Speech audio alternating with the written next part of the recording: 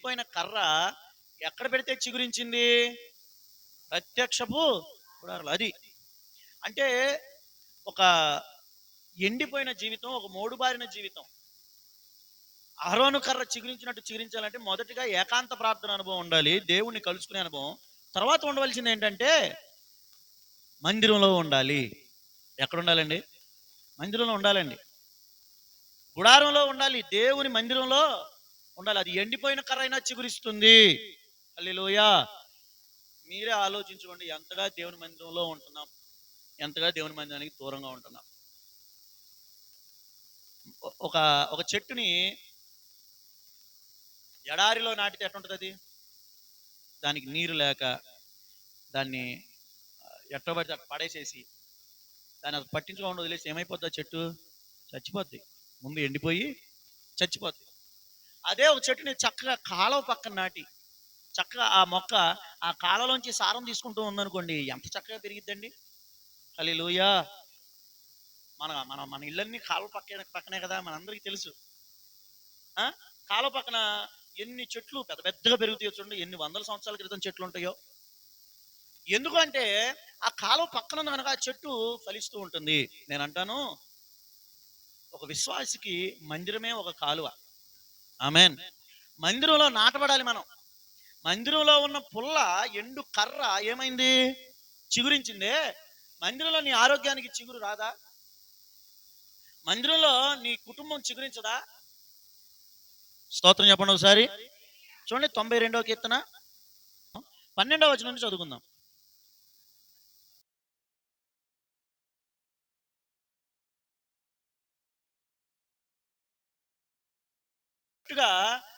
చాలా ఎదుగుతాయట. అలా ఎదుగుతారు నీతిమంతులు.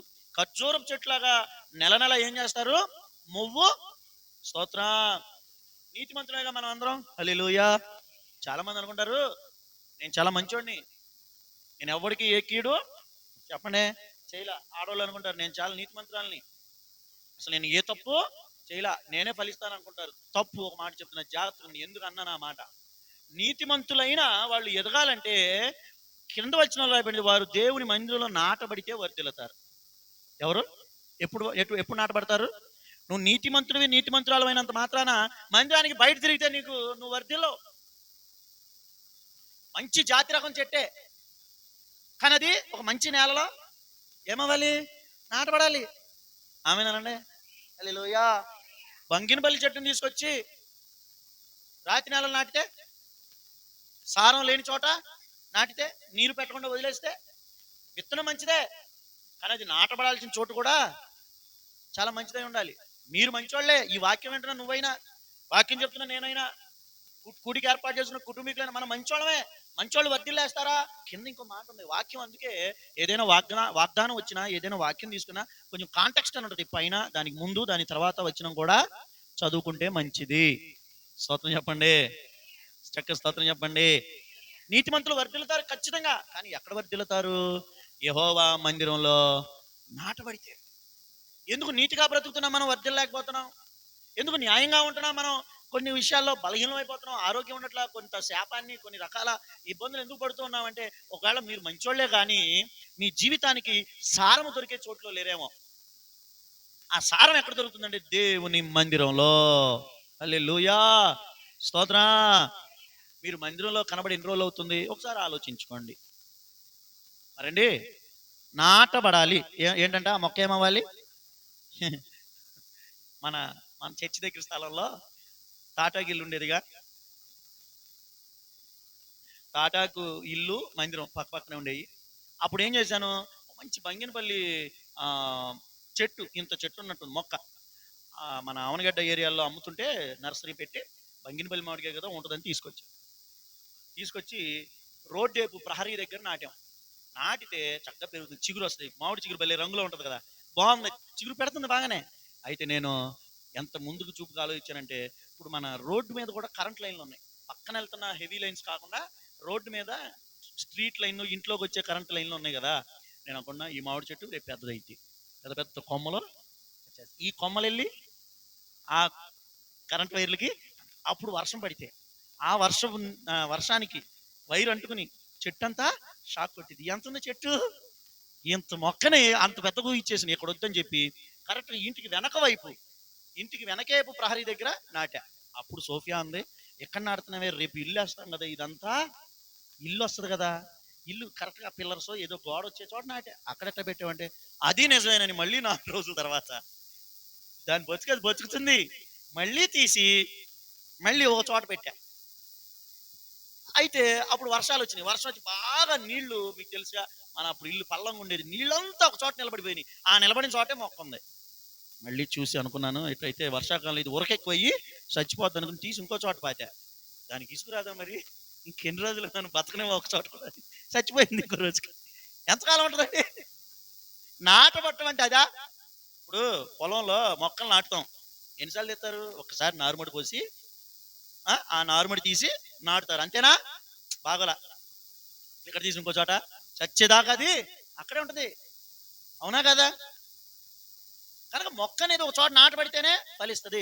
ఎంత చక్కని మాట. మందిరంలో వర్ధిల్లుతారనలా, మందిరంలో నాటబడితే వర్ధిల్లుతారు. ఈ అర్థం చేసుకోవాలి మనం. ఒక చెట్టే ఒక మంచి చోట నాటబడితే ఎలా చక్కగా ఎదిగిద్దో, మనము మన కుటుంబాలు దేవుని మందిరం కంటే మంచి స్థలం ఇంకోటి ఉంటుందా? ఎంత పెద్ద పార్క్ అయినా, ఎంత పెద్ద హోటల్ అయినా, ఎంత పెద్ద విలువైన స్థలం అయినా మందిరం కంటే గొప్పది ఉంటుందా? మందిరం గొప్పది. దావీదు దేవుని తేజోమహిమ నిలిచే స్థలం అన్నాడు మందిరాన్ని. స్తోత్రా, హల్లెలూయా. మందిరం కంటే శ్రేష్టమైన స్థలం ఉంటుందా? మరి మందిరంలో మనము అప్పుడప్పుడు వెళ్ళే కుండీల్లాగా ఉండకూడదు. ఏంటి చెప్పండి? కుండీలు బయట అమ్ముతా ఉంటారు, తెలుసా మీకు? ఏదైనా ఫంక్షన్లు జరిగితే కుండీలు వచ్చేస్తాయి స్టేజ్ మీదకి, ఫంక్షన్ అయిపోయిన తర్వాత ఉంటుంది అక్కడ. హల్లెలూయా. కొంతమంది దేవుని బిడ్డలారా ఒక ఆదివారం కనపడితే ఇంకో ఆదివారం కనపడరు. అది కుండీ విశ్వాసం అనమాట. మొక్కే కానీ ఎక్కడుంది? అలా వద్దండి, మన మందిరంలో నాటబడిపోదాం. ఆమేనండి. ఇక్కడ ఎదురుగా కొన్ని చెట్లు నాటబడి ఉన్నాయి. ఒక 10 రోజులు పోయినాకైనా ఎక్కడుంటాయి? అక్కడే ఉంటాయి. లేదు ఈ దగ్గరలో ఎక్కడ ఫంక్షన్ పెట్టి ఆ స్టేజ్ మీద ఆ పక్కన 4 కుండీలు పెట్టారు, 2 రోజులు పోయినాక ఉండవు. విశ్వాసులు వాళ్ళ మందిరంలో అలా అయిపోతున్నారు, కుండీలు విశ్వాసులాగా అయిపోతున్నారు. నువ్వు కుండీలో ఉన్న మొక్కవా, నాటబడిన మొక్కవా? మీరే చూడండి, ఒకే చెట్టుని కుండీలో 2 చెట్లు తెచ్చి ఒకే జాతి, కుండీలో ఒక మొక్కని, మంచి నేలలో ఒక మొక్కని పెట్టండి, ఏది ఫలిస్తుంది చెప్పండి? విశ్వాసిగా మీరు, నేను, మీ పిల్లలు, మన కుటుంబాలు చిగురించాలంటే, స్తోత్రం, ఆరోగ్యం ఎండిపోతుండలేదా? ఆర్థికంగా మనం పతనం అయిపోవట్లేదా? ఇంట్లో మనశ్శాంతి లేకుండా అశాంతి, గందరగోళం, ఆందోళన నెలకొనట్లేదా? పైకి నవ్వుతూ కనబడుతున్నా లోపల చాలా దుఃఖం ఉండట్లేదా? స్తోత్రం.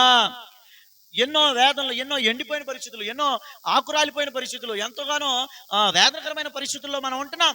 నువ్వు చిగురు పెట్టాలంటే నిన్ను చిగురింపజేసే స్థలము దేవుని మందిరం. హల్లెలూయా. దేవుని మందిరంలో గెస్ట్ లాగా ఉండొద్దు, దేవుని మందిరంలో నాటబడిన చెట్టులాగా, దేవుని మందిరంలో పాతుకుపోయిన వ్యక్తిలాగా మనము ఉండాలి. హల్లెలూయా. ఇలా నడిచి చూడండి, ఖచ్చితంగా దేవుడు మనల్ని ఆశీర్వదిస్తారు. ఆమేన్ అందామా? ప్రభుకి స్తోత్రం. మార్చుకుందామండి.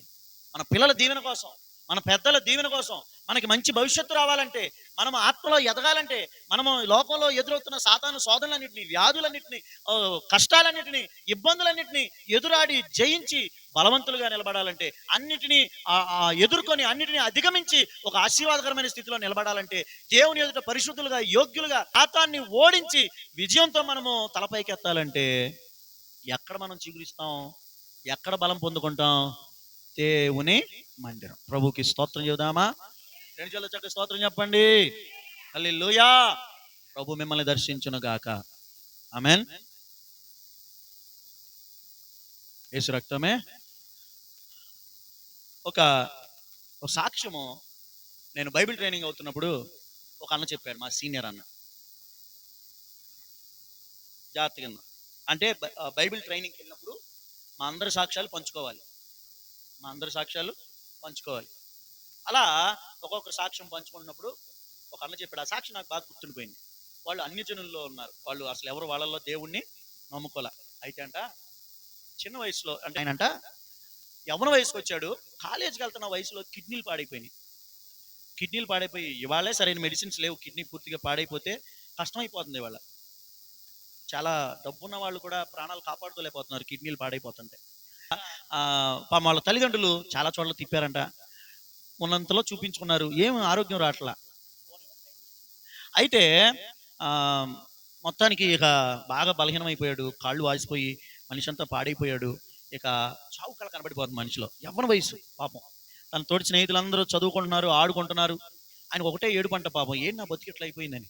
అప్పుడు వాళ్ళ బంధువుల్లో మేనత్తో ఎవరో దగ్గర బంధువు వాళ్ళ ఇంటికి వచ్చి, ఏసై నమ్ముకోండి, ఏసయ్య బాగు చేస్తాడు.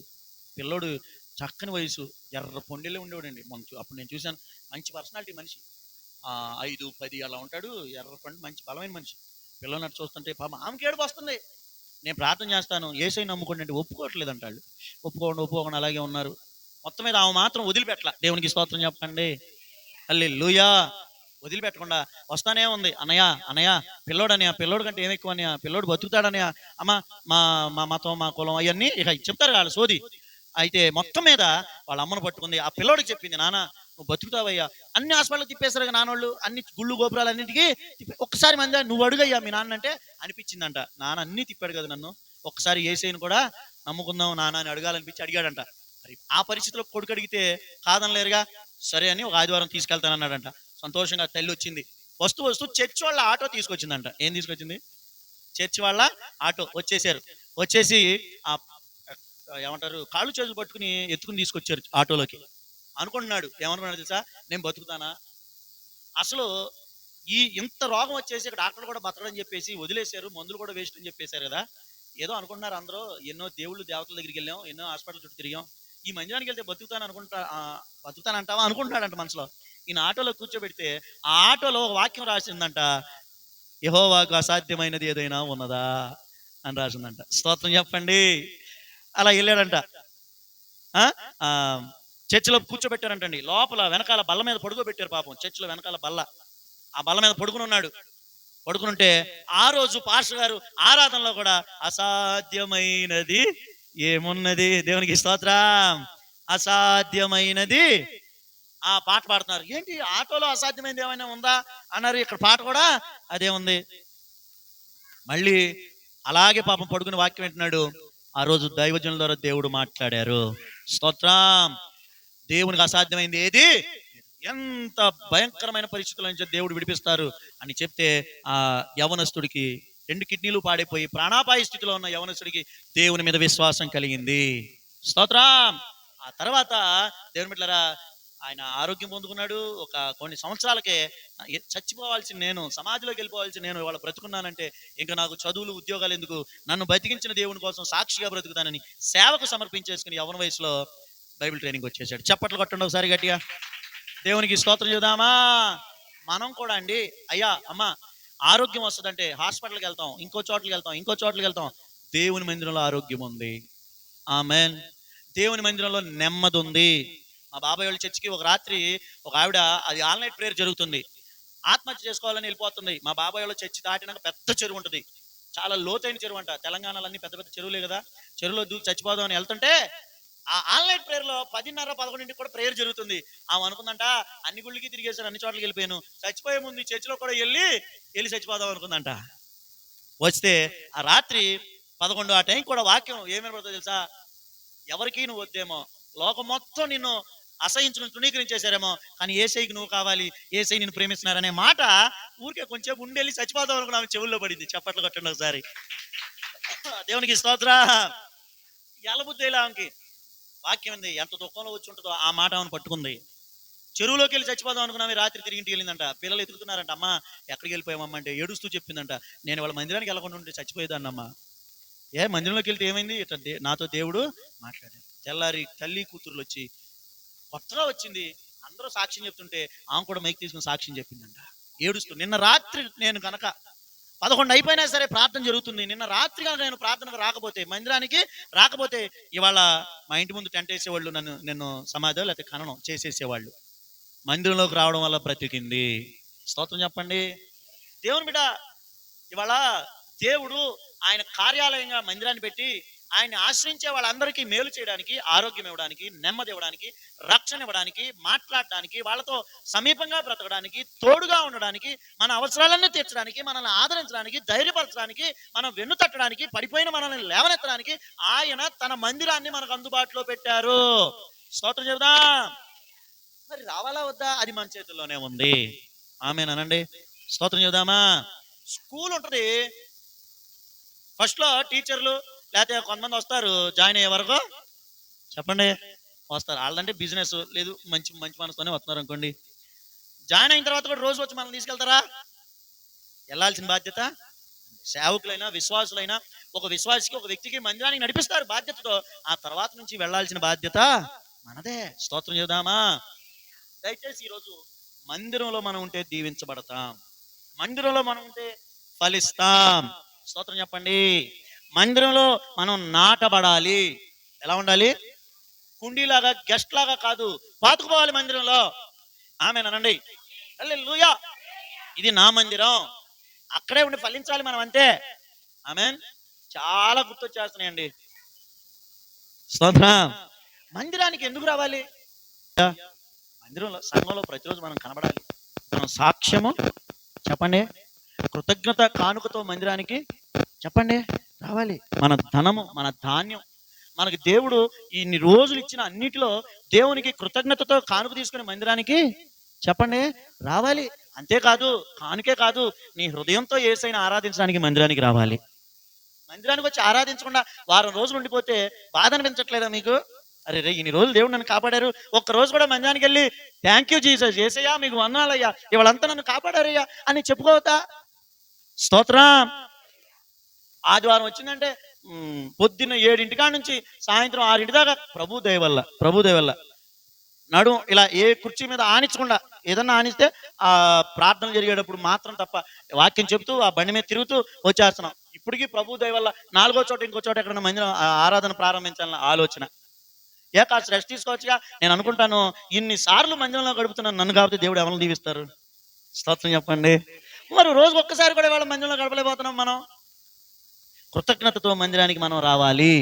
ఇన్ని రోజులు కాపాడినందుకు దేవుని మందిరానికి మనం రావాలి. ఆమేన్. ఇన్ని రోజులు ధనము ధాన్యం ఇచ్చారు, మన అవసరాలని తీర్చారు, మన ప్రార్థనల్ని విన్నారు, మన ప్రాణాపాయాల నుంచి తప్పించారు, మనకి రోజు రోజు ఆయుష్ ఇస్తున్నారు. మందిరంలోకి వచ్చి మనం కనబడి ఆయన్ని ఆరాధన చేయాలి, ఆయన్ని స్తుతించాలి. హల్లెలూయా. చక్క 2 చేతులతో స్తోత్రం చెప్పండి. ఇంకా విలువైన విషయాలు చెప్తాను. ఎక్కడా దొరకంది మందిరంలో దొరికేది వాక్యం. చెప్పండి, ఎక్కడ దొరికింది? వాక్యం. ఇప్పుడు వైద్యం కావాలంటే హాస్పిటల్కి వెళ్ళిపోతున్నాం, అవునా? అలాగే పచారీ సరుకులు కావాలంటే కొట్టుకి బుర్రమంటే వెళ్ళిపోతాం. ఎవరో పాపం ఎంతెంత దూరాలైనా సరే ఆడవాళ్ళు కూడా నడుచుకుంటూ ఆయన వెళ్ళిపోతారు. ఎందుకు? అది దొరికే చోటుకు వెళ్తాం. మరి దేవుని వాక్యం ఎక్కడ దొరికింది? అంతకుమించి దేవుని సన్నిధి, దేవుని ప్రెసెన్స్ అంటే దేవుడు మనతో ఉండి మనల్ని కౌగులించుకునే అనుభవం మందిరంలో మనకి దొరుకుతుంది. దేవుడు కావాలి, దేవుని వాక్యము కావాలి అంటే మనం ఎక్కడికి రావాలి? మందిరానికి. మన ఇంటి దగ్గర ఉంటేనో, మనం ప్రయాణాల్లో ఉంటేనో అది అంత లభ్యం కాదు. ఫోన్లో విన్న వాక్యం కాదు. ఎంతసేపు భార్యతో ఫోన్లో మాట్లాడతామా? పిల్లలతో ఫోన్లో మాట్లాడితే సరిపోద్దా? ముఖాముఖి చూసుకోవాలి, అవునా కదా? యేసయ్య సన్నిధి అలాగ మనము రావాలి. ఇంకొకటి చెప్తా, సోమవారం నుండి శనివారం దాకా ఉద్యోగం అని చెప్పండి, పని అని, చదువు అని, ప్రయాణాలని, ఫంక్షన్లని, ఇంటి దగ్గర బయట ఎక్కడో చోట ఉంటూ ఉంటాం. మాట వినండి, ఈ వారం రోజులు లోకస్తులతోనే గడుపుతాం. ఒక్క రోజైనా పరిశుద్ధులతో సహవాసం చేయాలి. యేసయ్య రక్తంలో కడగబడిన వారితో మనము సహవాసం కొన్ని గంటలైనా గడపాలి. ఆమేన్. మళ్ళీ మనం దేవునిలో రివైవ్ అవుతాం, మళ్ళీ మనం బలము పొందుకుంటాం. హల్లెలూయా. మనం సంఘాన్ని కలుసుకోవాలి, ప్రతి ఆదివారం కూడా సంఘంతో కాసేపు గడపాలి. అటు దేవుణ్ణి కలుసుకోవాలి, దైవజనుడిని కలుసుకోవాలి, సంఘాన్ని కలుసుకోవాలి. అప్పుడు సంఘం మన కోసం ప్రార్థన చేస్తూ ఉంటారు. వాళ్ళ ప్రార్థనలు మనల్ని కాపాడతాయి. దైవజనులు మన కోసం ప్రార్థన చేస్తారు. అలాగే దేవుని వాక్యం మన హృదయంలో దాచుకుంటాం. దేవుని కందృష్టి మన మీద ఉంటుంది. ఇన్ని ఆశీర్వాదాలు ఎక్కడ దొరుకుతాయో తెలుసా? దేవుని మందిరంలో. స్తోత్రం చెప్పండి. మందిరంలో మనం చిగురిస్తాం. మీ కండిషన్ ఏదైనా, అది ఫైనాన్షియల్గా అయినా, అది ఆరోగ్యపరంగా అయినా, అది మనుషుల మనసుల మధ్యలో ఉన్నటువంటి గలిబిలైనా, అది అశాంతి అయినా, అది సాతాను శోధనలైనా, ఏదైనా సరే మందిరంలో నాటబడితే వాక్యం స్పష్టంగా చెప్తుంది, ఫలిస్తాము, చిగురు పెడతాము. హల్లెలూయా. దావీదు 23వ కీర్తన వరల్డ్ ఫేమస్ కీర్తన అది. ఏంటి చెప్పండి? చదువు రాని వాళ్ళకి కూడా ఈ కీర్తన వచ్చేస్తుంది. యెహోవా నా కాపరి, చివరి వచనంలో ఉంటది, నేను బ్రతుకు దినముల నీవు కృపాక్షేమములే బ్రతికిన రోజులు కృపాక్షేమాలు నా వెంట వస్తాయి. ఎందుకో తెలుసా? చిరకాలము యెహోవా మందిరంలో నేను నివాసం చేస్తాను. చప్పట్లు కొట్టండి ఒకసారి, దేవునికి స్తోత్రం చెబుదామా? హల్లెలూయా. సో బ్రతుకు దినాలు అంటే లైఫ్ టైం అంతా, కింద అంటాడు చిరకాలం అంటే అది కూడా లైఫ్ టైమే. మొత్తం బ్రతికినంతకాలం మందిరంలో ఉంటాను కనుక బ్రతికినంతకాలం నాకు కృపాక్షేమాలే వస్తాయి. ఎంత కాన్ఫిడెంట్గా చెప్తున్నాడు చూడండి ఆ మాట. దావీదు లాంటి వ్యక్తి చెప్తున్నాడు, సామాన్యుడు కాదు. తన లైఫ్ ఎక్స్పీరియన్స్లో నుంచి దేవుని మందిరంలో ఉన్న మేలులను అనుభవించి ఈరోజు మనకు చెబుతున్నాడు. స్తోత్రం చెప్పండి. నా మాట వినండి దేవుని బిడ్డలారా, మందిరంలో మనం చిగురిస్తాం. ఆమేన్. ఒక్క 2-2.5 గంటలు దేవునికి కేటాయించండి ఆదివారం. లైఫ్ స్టైల్ మారిపోద్ది. జీవితంలో ఉన్న పరిస్థితులన్నీ మారిపోతాయి. ఎక్కడ ఎండిపోయావో, ఎక్కడ వేసారిపోయావో, ఎక్కడ విసిగిపోయావో జీవితంలో, అక్కడ నీకు చిగురు పోస్తుంది. నువ్వు మళ్ళీ ఫలిస్తావు. స్తోత్రం చెబుదామా? ఒకటి నేర్చుకున్నాం, ఏంటి? దేవుని మందిరంలో మనము చిగురిస్తామండి. మాటేనండి. అన్ని ఇప్పుడు పలానా చోట ఒకటి జరుగుతుందంటే వెళ్తున్నాంగా. ఇప్పుడు పలానా చోటుకి వెళ్తే ఈ రోగానికి వైద్యం ఉందంటే వెళ్తున్నాంగా. పలానా చోటుకి వెళ్తే ఏదో ఒక పని జరుగుతుందంటే వెళ్తాంగా. ఇంకో చోటకి ఏదో అవసరం ఉందంటే వెళ్తున్నాంగా. స్తోత్రం చెప్పండి. ఎమ్మెల్యే గారితో పని అయిద్దంటే అక్కడికి ఎవరో ఒకరిని తెలుసుకున్న వాళ్ళని పట్టుకుని వెళ్తాంగా. ఎంఆర్ఓ ఆఫీస్లో పని ఉందంటే అక్కడికి వెళ్తాంగా. ఇంకా పెద్ద పెద్ద చోట చిన్న చోట ఎక్కడ పని ఉందంటే అక్కడికి. చెప్పండి. ఇంకోటి చెప్పనా? మనకి ఏదైనా ఇంటి దగ్గర పని ఉంటుంది, దడి కట్టించే పను, ఇంటి దగ్గర చెట్లు నరికే పను, ఇంకోటి ఏదో చిన్న చిన్న పనులు ఉంటాయి. ఆ పని కోసం కూడా ఆ వ్యక్తి దగ్గరికి వెళ్తాంగా. మరి దేవుడి దగ్గర దేవునితో పని ఉన్నప్పుడు మందిరానికి రావద్దా? ఆయన మందిరంలో ప్రభు మనల్ని చూడాలి. చూసిన మరుక్షణమే ప్రభు మనల్ని ఆశీర్వదిస్తారు. హల్లెలూయా. ఒక తీర్మానం చేసుకుందాం ఈరోజు. ఆమేన్. మందిరంలో గడుపుదాం. ఇక రెండోది ఈరోజు నేర్చుకున్న దాంట్లో, నేను సంఖ్యాకాండం 17వ అధ్యాయం 4వ వచనం, 4-5 వచనాలు. నేను మిమ్మును కలుసుకొను ప్రత్యక్షపు గుడారములోని శాసనముల ఎదుట వాటిని ఉంచాలి. వేటి ఎదుట? శాసనములు అంటే మోషే 2 రాతి పలకలు తీసుకువెళ్తే వాటిని దేవుడే తన స్వయంగా ఆయన వ్రేలితో రాసిన 10 ఆజ్ఞలు. స్తోత్రం. అవి శాసనాలు అంటారు. ఏమంటారు? రాతి పలకలు. వాటి ఎదురుగా ఈ ఎండు పుల్లలు పెట్టాలంట. దేవుడు రాసిచ్చిన ఆజ్ఞలకు ఎదురుగా ఏం పెట్టాలి? పుల్లలు పెడితే అవి ఏమవుతాయి తెల్లారిలోపు? స్తోత్రం చెప్పండి. శాసనములు అంటే దేవుని వాక్యం. డైరెక్ట్గా మాట చెప్పాలంటే శాసనములు అంటే ఏంటి? దేవుని వాక్యం. మీకు ఒక మాట, ఎదురుగా పెట్టాలన్నారు. పక్కన కాదు, క్రింద కాదు, వెనక కాదు. శాసనములు ఇక్కడ ఉన్నాయనుకోండి, దానికి ఎదురుగా ఏముండాలి? పుల్లలు ఉండాలి. అర్థమవుతుందా? శాసనాలు ఇక్కడ ఉన్నాయి, ఇలా వాటిని ఫేస్ చేస్తే ఏముండాలి? పుల్లలు ఉండాలి. ఒక మాట, అద్దానికి ఎక్కడ నిలబడతాం మనం? పక్కన నిలబడతా అంటున్నారు ఎవరో. అద్దానికి ఎక్కడ? ఎదురు నిలబడితేనే ఉపయోగం. వెనక నుంచి ఉంటే ఏముంది, పక్కన నుంచి ఉంటే ఏముంది? అద్దంలో ఎందుకు నిలబడతాం? అద్దం ఎదురుగా మనం ఎలా ఉన్నామో, అవునా కదా? ఒకసారి స్తోత్రం చెప్పండి. హల్లెలూయా. నాది ఒకటే బాధ ఇప్పుడు, ఏంటి దీని సంగతి, దీనేం తీలేము, సెగ్గట్ వచ్చింది. సరే లైవ్ చెప్పాలా, అమ్మ వాక్యం చెప్పేద్దాం, దీన్ని ఎవరు చెప్తారు? నా క్యారెక్టర్లో తప్పుంటే నా ప్రాబ్లం, కానీ నా ముఖంలో చిన్న ఇది ఉంటే నాకేంట్లే అనుకుని వచ్చేసి వాక్యం చెప్పేస్తున్నా. స్తోత్రం చెప్పండి ఒకసారి. సహజంగా అద్దంలో ఎందుకు చూసుకుంటాం? జుట్టు బాగుందా లేదా, కళ్ళు బాగున్నాయా లేవా, ఇంకా అన్ని చెప్పడం ఎందుకులే, ఆముదం ఉందా లేదా మొహం మీద, ఏంటి. కొంతమంది మరి అద్దం ఇంట్లో అద్దం ఉండదేమో అనుకుంటారు. వింటున్నారా? పాత రోజుల్లో, ఇవాళంటే అద్దం చేస్తున్నారు గ్లాస్తో, రకరకాల ప్రాసెస్ ఉంది అద్దాలు చేయడానికి. కానీ పాత రోజుల్లో ఏం చేసేవాళ్ళు తెలుసా? ఇత్తడి పళ్ళాలు, ఇత్తడి పెద్ద ప్లేట్స్ లాగా, లేకపోతే ఒక వుడెన్ బ్లాక్ లాగా, ఒక చెక్క ముక్క లాగా ఇత్తడిని పోతపోసి బాగా పాలిష్ పెట్టేవాళ్ళంట. ఎంత పాలిష్ పెట్టేవాళ్ళంటే దాంట్లో ముఖం కనబడేటట్టు. ఆ ఇత్తడితో పాలిష్ పెట్టిన వాటిని అద్దాలుగా వాడేవాళ్ళంట పాత రోజుల్లో, పూర్వ రోజుల్లో, బీసీ కాలంలో. మరి ఎప్పటి నుంచి ఈ గ్లాస్తో మిర్రర్స్ తయారు చేయడం మొదలు పెట్టారో తెలియదు, కానీ పాత రోజుల్లో ఇత్తడి అలా చేసేవాళ్ళు. సరే, ఎట్లా చేసినా అసలు అద్దం అనేది ఎందుకుంది? మనల్ని మనం సరి చేసుకోవడానికి. ఎందుకు చెప్పండి? స్తోత్రం చెబుదామా? ఇప్పుడు ఈ పుల్లలు ఎక్కడ ఉండాలంటే, ఎండిపోయిన పుల్లలు శాసనాలకి. అంటే ఇప్పుడు ఇదేంటంటే, ఎండిపోయిన మనం, చితికిపోయిన మనం, బలహీనమైపోయిన మనం, జీవితంలో ఓడిపోతున్న మనం, చిగురించాలి అని ఆశపడుతున్న మనం వాక్యానికి ఎదురుగా వచ్చి మనల్ని మనం అద్దం ముందు మనిషి ఎలా తనను సరి చేసుకుంటాడో వాక్యం ముందు మన జీవితాన్ని, మన మనసును, మన ఆత్మీయతని సరి చేసుకోవాలి. స్తోత్రం చెప్పండి. యాకోబు రాసిన పత్రిక 1వ అధ్యాయం చూడండి, 22వ వచనం నుండి చదువుకుందాం. మీరు వినువారు మాత్రమై ఉండి. చూసారా, వాక్యం విని మిమ్మల్ని మీరు మోసపుచ్చుకోవద్దు. అది వాక్యం విని వదిలేస్తే మోసపోతాం. కానీ ఏం చేయాలి? వాక్య ప్రకారము మనము ప్రవర్తిస్తేనే. ఇప్పుడు అర్థంలో చూసి ఎట్లా ఉన్నావో చూసావు, కానీ సరి చేసుకోవాలి. ఉపయోగం ఏముంది? అర్థం ఉండే ఉపయోగం ఏముంది? అలాగే వాక్యం విన్నావు, వాక్యం తెలుసు, అయినంత మాత్రం ఉపయోగం ఏముంది? వాక్యం ఎదురుగా అర్థంలో నిన్ను నువ్వు చూసుకున్నట్టు నిన్ను నువ్వు సరి చేసుకోవాలి. చదువుకుంటూ వెళ్దాం. ఎవడైనా వాక్యం కేవలం వింటం మాత్రమే విని దాని ప్రకారము ప్రవర్తించకపోతే అర్థంలో జస్ట్ తన సహజ మొహాన్ని చూసుకునే మనిషిని పోలి ఉన్నాడు. తాను చూసుకొని అవతలకి వెళ్ళి, చూసారా, అర్థంలో చూస్తున్నాడంట, ఏం ఉపయోగం లేదు, పక్కకెళ్ళి మర్చిపోయాడు అసలు తను ఎలా ఉన్నాడో కూడా. చాలా మంది వాక్యంలో తమను తాము ఎలా ఉన్నారో సరి చేసుకోవట్లా, వాక్యం వినేసి వెళ్ళిపోతున్నారు. తర్వాత వాక్యం మర్చిపోతారు. తర్వాత సరి చేసుకోవాలని, ప్రార్థన చేసుకోవాలని, మందిరానికి రావాలనో, రక్షణ పొందాలనో, మారు మనసు పొందాలని, ఇంకా ఎన్నో విషయాలు ఉన్నాయి. ఇవన్నీ మర్చిపోతున్నాం వాక్యం విని. కానీ వాక్యం విని వాక్యంలో మనల్ని మనం సరి చేసుకోవాలి. ఆమేనండి. ప్రభు రెండు చేతులతో ఒకసారి స్తోత్రం చెబుదామా?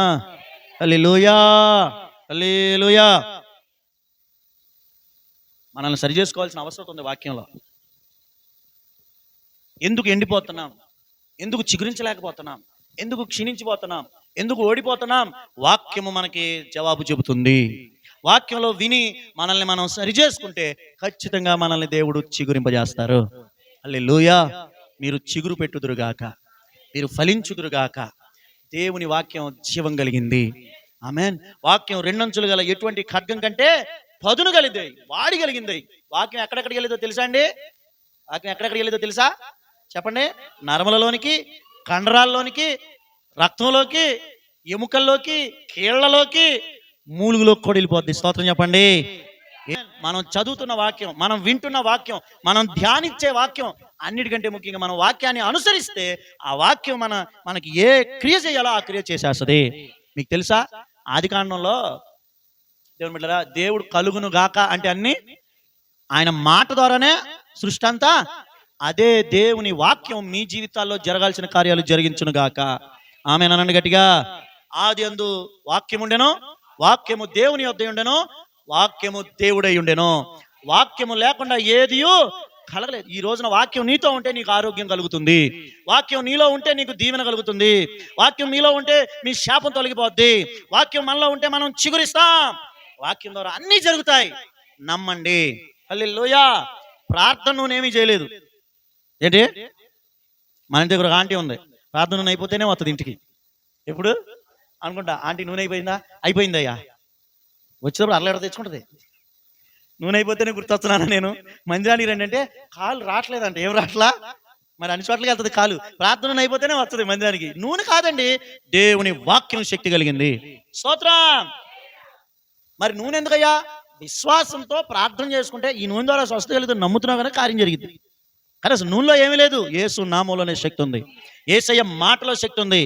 వాక్యాన్ని బాగా చదువుకోండి, వాక్యాన్ని బాగా ధ్యానించండి, వాక్య ప్రకారం నడవండి. ఆమేన్. వాక్యం అర్థంలాగా ఉండి నేను సరి చేసుకోమంది, సరి చేసుకో.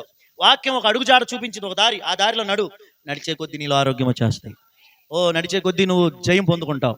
ఒక్కొక్క మెట్టు ఎదుగుతూ ఉన్నత స్థితికి వెళ్ళిపోతావు. ఆ వాక్యంలో నడిచే కొద్దీ సాతాను నీకు దూరం అయిపోతాడు. సాతాను నువ్వు ఓడిస్తూనే ఉంటావు. వాక్యంలో శక్తి ఉంది. దేవుని వాక్యం మీలో జీవం కలుగుజేయను గాక, మీలో దీవెన కలుగుజేయను గాక. మీకు ఆత్మ ఖడ్గంగా ఉండి వాక్యం అపవాదిపై జయమిచ్చును గాక. వాక్యాన్ని మాత్రం వదిలిపెట్టకండి. ఏం వదిలిపెట్టొద్దు? స్తోత్రం చెబుదామా? రెండు చేతులు చక్కగా స్తోత్రం చెప్పండి. హల్లెలూయా. ఈ మధ్య వాక్యం అంటే ఏమనుకుంటున్నారు తెలుసా? అసలు బోధకులు ఎవరో తెలుసమ్మా? నంబర్ 1 ప్రసంగికులు ఎవరో తెలుసా మనుషుల దృష్టిలో? చెప్పనా? చైనాలో వరదలు ఏంటి, ఆ తంబనేలు పెడితే ఆయన పెద్ద ప్రసంగికుడు ఏంటి. ఇంకా వీడికి తెలుసు బాగా ఈ తంబనేల్స్ అన్ని. ఇంకేముంటాయి? డొనాల్డ్ ట్రంప్ అల్లుడు ఏం చేస్తున్నాడు, అది పెడితే అమ్మో ఈయన పెద్ద ప్రసంగికుడు, లోకంలో జరిగేవి నీ టీవీ కూడా చెప్పిద్ది. కానీ ఈ వాక్యం నీకు తెలియాలి. స్తోత్రం చెప్పండి. పరిశుద్ధ గ్రంథంలో ఉన్నది మనకి తెలియాలి. ఒక మాట చెప్పి ముగించేస్తానే, చాలా విలువైన మాట. ప్రపంచాన్ని తన హస్తగతం చేసుకున్న గొప్ప చక్రవర్తి ఉన్నాడు. అలెగ్జాండర్ కంటే అలెగ్జాండర్ తర్వాత వచ్చిన వాళ్ళు వీళ్ళు. అలెగ్జాండర్ గ్రీకు చక్రవర్తి, వీళ్ళు రోమా చక్రవర్తి. జూలియస్ సీజార్. జూలియస్ గుర్తుపెట్టుకోండి, జులై నెల ఆయన పేరుని పెట్టేశాడు. ఆయన తర్వాత వచ్చినాడు అగస్టస్ సీజార్. ఆగస్ట్ నెల ఆయన పేరుని పెట్టుకున్నాడు. Julius Caesar, the greatest emperor of Roman empire. రోమా సామ్రాజ్యాన్ని బహుగా విస్తరింపజేయడంలో జూలియస్ సీజార్ ప్రముఖుడు. ఒక చాలా గొప్ప రాజు, చాలా లక్షల మందిని చంపాడు, రక్తంలో నడిచాడు అనమాట అని చెప్పాలి ఆయన గురించి. అలా అయిపోయిన తర్వాత జూలియస్ సీజర్ రోమా సామ్రాజ్యాన్ని విస్తరింపజేశాడు. ఆ రోజుల్లోనే పార్లమెంట్ ఉండేది, కానీ పార్లమెంట్ మాట ఇంట్లో అయిన ప్రతి దేశం మీద యుద్ధం వెళ్ళిపోతున్నాడు, అందరినీ చంపేస్తున్నాడు. ఈ పార్లమెంట్ సభ్యుల మాట వింటలేదంట సీజర్. ఇదేంటి ఎంత రాజు అయితే మట్టికి సభ్యుల మాట వినడా అని ఏం చేశారో తెలుసా? వాళ్ళందరూ జూలియస్ సీజర్ని చంపేయడానికి ప్లాన్ వేశారు. మహా చక్రవర్తుల్ని మట్టి కరిపించినోడు, గ్రీకు సామ్రాజ్యాన్ని అణిచేసినోడు జూలియస్ సీజర్. ఈయన చంపాలనుకున్నారు, ఎవరో ఆయన వెనకాల ఉండేవాళ్లే చంపేయాలనుకుని ప్లాన్ వేశారండి. రోమన్ పార్లమెంట్ లో సన్మానం చేస్తున్నామని పిలిచారు ఆయన్ని. సన్మానం మోజులో ఉండిపోయాడు, సన్మానానికి రావాలని. తెలుసా, ఆయన ఆయన అంతఃపురంలో ఉన్న అందరూ కూడా కుట్రదారులే, ఎవడు మంచోడు ఎవడు చెడ్డోడో తెలియట్లా. కాముగా ఆయన్ని పార్లమెంట్ లో తీసుకెళ్లి తలుపులేసి అందరూ చంపేయాలని నిర్ణయం తీసుకున్నారు. ఒకే ఒక్కడంట నమ్మకస్తుడు, బయటికి చెప్పలేకపోతున్నాడు. ఏం చేయలేకపోతున్నాడు? ఎందుకంటే చెబితే అక్కడే చంపేస్తారేమో, నన్ను చంపేస్తారు, రాజుని. ఒక చిన్న స్లిప్ రాశాడంట. స్లిప్ రాసి, అయ్యా మీరు పార్లమెంట్కి వెళ్ళొద్దు, మిమ్మల్ని అక్కడ చంపైపోతున్నారు, దయచేసి మీరు ఎలాగో తప్పించుకోండి అని చెప్పి స్లిప్ రాసి ఇచ్చాడంట. అయ్యా తప్పకుండా చదవండి అన్నాడంట. ఈయనెందుకు చదువుతాడు? ఏ మోజులో ఉన్నాడు ఇప్పుడు? సన్మానం ఎవడు పెచ్చోడు, ఆఫ్టర్ ఆల్ నువ్వు ఇచ్చేది పేపర్ నేను చదవాలా, ఇది లవ్ లెటరా అనుకుని ఇక్కడెక్కడో ఈ జోబో ఎక్కడ ఉంటుందిగా అక్కడ పెట్టేస్తున్నాడంట. పెట్టుకుని సన్మానానికి వెళ్ళిపోయాడంట. వెళ్ళిపోతే అతను వెళ్ళి స్టేజ్ ఎక్కగానే తలుపులు వేసేశారు, చంపేశారు. లాస్ట్లో చెప్పిన జూలియస్ సీజర్ లాస్ట్లో చెప్పిన మాట ఏంటో తెలుసా? నువ్వు కూడానా అన్నాడంట. అతను బాగా నమ్మిన వ్యక్తి అతను చంపుతుంటే నువ్వు కూడానా అన్నాడంట. అట్లని చచ్చిపోయాడంట పాపం. అయితే అతను చనిపోయినాక అంత్యక్రియలు మళ్ళీ మామూలుగా చేయాలిగా, మరి గ్రేటెస్ట్ ఎంపరర్ కదా. అంత్యక్రియలు చేసేటప్పుడు ఆయన ఆ జోబులో ఈ స్లిప్ కనబడిందంట. ఏంటిది? నేను చంపేస్తారు, నువ్వు తప్పించుకోమని చెప్పిన స్లిప్ కనబడితే చూసిన వాళ్ళు అనుకున్నారు, ఇది అంత పిచ్చోడరా, వీడిని కాపాడటానికి దేవుడు అవకాశం ఇచ్చినా ఏం చేసుకోవాలా? పేపరు చదువుకోవాలా. జూలియస్ సీజర్కి ఆ పనోడిచ్చిన ఆ చిన్న ఉత్తరం కంటే ప్రపంచానికి దేవుడు ఇచ్చిన ఈ బైబిల్ చాలా ప్రాముఖ్యమైనది. మీరు నేను మనందరం నరకానికి వెళ్ళిపోతున్నాం, మనందరం అపవాది ఉచ్చులో ఉంటున్నాం, శాపంలో బ్రతుకుతున్నాం. ఆ శాపం నుండి తప్పించుకోవడానికి, నరకం నుండి తప్పించుకోవడానికి, దేవునికి దూరం అయిపోయిన మనుషులు యేసుక్రీస్తు ద్వారా దేవునికి సమీపస్తులవడానికి పిలిచిన ఒక లవ్ లెటర్, పరలోకం పంపిన లవ్ లెటరే, ప్రేమ ఉత్తరమే ఈ బైబిల్. హల్లెలూయా. ఈ బైబిల్లోని సత్యం నీకు తెలియాలి, ఈ బైబిల్లోని విషయాలు నీకు అర్థం కావాలి. అందుకే ఆ వాక్యమే, అప్పుడు వాక్యమే మనకు జీవం ఇస్తుంది, వాక్యమే మనల్ని నడిపిస్తుంది. స్తోత్రం చెబుదామా? దేవుడి మాటలు మన వినికిడిలో ఆశీర్వదించును గాక. మొదటిగా దేవుని మందిరంలో గడుపుదాం, రెండోది దేవుని వాక్యాన్ని ప్రేమిద్దాం. వాక్యం చదువుకోండి, ధ్యానించుకోండి, అసలు ముఖ్యంగా అలా అనుసరించండి. అర్థంలో చూసినట్టుగా అలా ఉన్నానా లేదా, మన వాక్యంలో మనల్ని మనం జడ్జి చేసుకుంటూ వెళ్లే కొద్దీ మన పరిస్థితులన్నీ సరైపోతాయి. ప్రభు మనల్ని బలపరచును గాక. కళ్ళు మూసుకొని ప్రార్థన చేసుకుందాం. అయ్యా, నీ మందిరంలో గడపగలిగిన కృప నాకు ఇవ్వండి అయ్యా. నేను నా కుటుంబం మీ మందిరంలో చిగురిస్తామయ్యా, చిగురింపజేసే నీ మందిరంలో నేను గడపాలయ్యా. ఒక్క ప్రార్థన చేసుకుందామా? యేసయ్యా, నీ మందిరంలో నేను గడిపి చిగురించాలి. తండ్రి, నేను నా పిల్లలు, నేను నా భర్త, నేను నా భార్య, నేను నా తల్లిదండ్రులు, నేను నా కుటుంబం మీ సన్నిధిలో మీ మందిరంలో నాటబడిన చెట్లు వర్ధిల్లినట్లుగా, ఫలించినట్లుగా మేము ఫలించాలయ్యా. అంతేకాదు దేవుని వాక్యమే యేసయ్యా, వాక్యమే జీవం, వాక్యమే మనకు ఖడ్గము, వాక్యమే మనకి శక్తి, వాక్యం ద్వారానే మనకి ఫలింపు. దేవుని వాక్యాన్ని నిర్లక్ష్య పెట్టొద్దు. లోకంలో దొరికే లోక వార్తలు కాదు నువ్వు వినాల్సింది, పరిశుద్ధ గ్రంథంలో నుండి, లేఖనాల్లో నుండి దేవుని వాక్యాన్ని మనం విని దీవించబడాలి, చిగురింపబడాలి. ప్రార్థన చేసుకుందాం.